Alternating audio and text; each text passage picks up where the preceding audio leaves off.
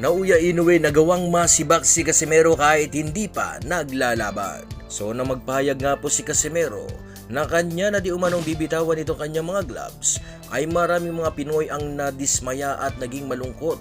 Ito'y dahil sa mawawala na itong tinaguriang angas ng Pinas na nakakapagbigay lang naman ng talagang magandang laban at kagalakan dito sa Philippine Professional Boxing. Pero alam niyo po ba mga idol, ay agad-agad po kasing naglabas ng isang balita. Itong isa sa mga pahayagan ng Japan na kung saan nagretiro di umano si Casimero sa kadahilanan ni Naoya Inoue.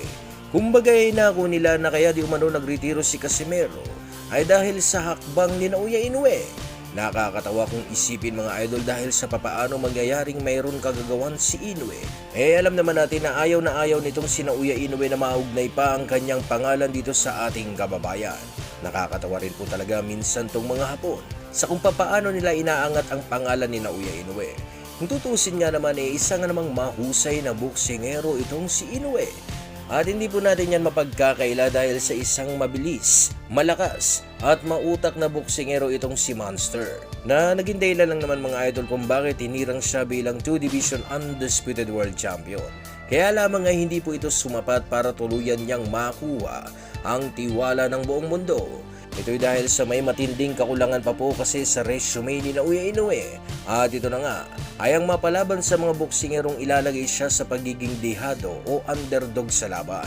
Halos lahat po kasi ng kalaban ni Naoya Inoue ay kahit hindi pa nagsisimula ang laban ay hinirang na agad na talo ang kanyang mga kalaban. Kaya po ito ang dahilan kung bakit sa kabila ng achievements na nagawa nitong si The Monster ay hindi niya pa po nakakamit ang tiwala ng mundo na ilagay siya sa isa sa mga superstar na boksingero.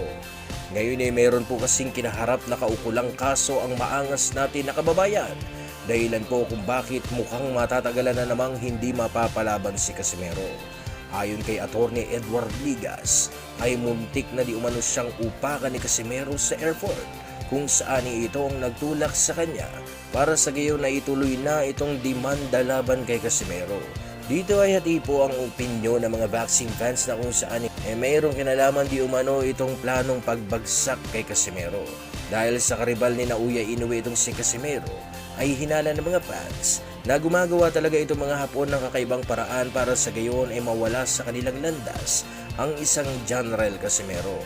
Pero sa tingin ko naman mga idol ay maiwasan ni Casimero ang ganito pong klaseng mga problema kung may taong magpapaliwanag dito sa kanya sa mga dapat itong iwasan. Hindi po kasi talaga natin mapagkakaila na ang mga kamalian ni Casimero ang talagang nagtulak sa kanya para sa gayon ay sapitin niya itong ganitong klaseng mga problema. Ngayon po yan sa tingin niyo mga idol, mayroon pa nga bang magagawang laban ang ating maangas na kababayan?